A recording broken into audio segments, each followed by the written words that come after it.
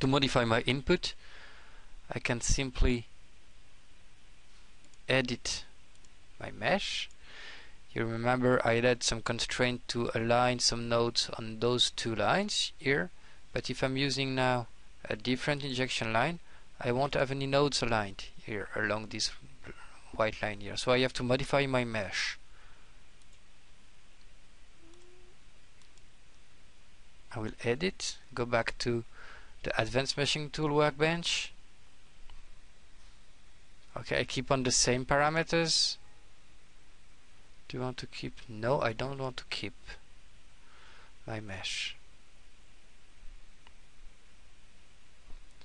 And I can add some constraints using removing all the previous lines and adding this zone here. I can now mesh my part.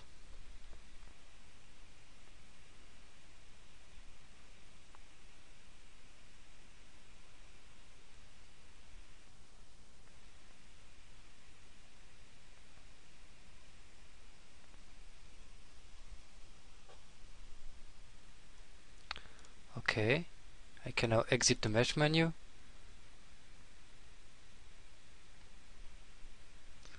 and I'm back in my RTM workbench. I have now to modify my groups for inlets.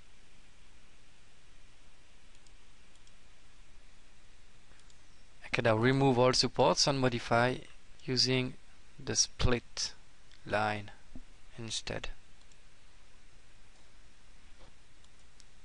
Okay, and I can directly relaunch the simulation.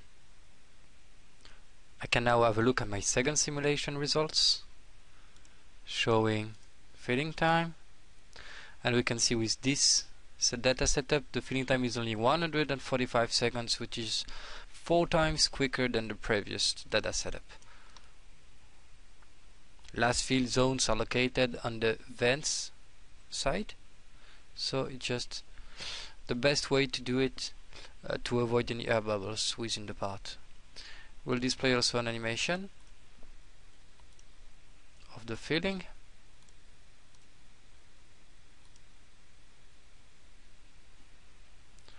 And we can clearly see how the flow front goes into the part while the process is ongoing.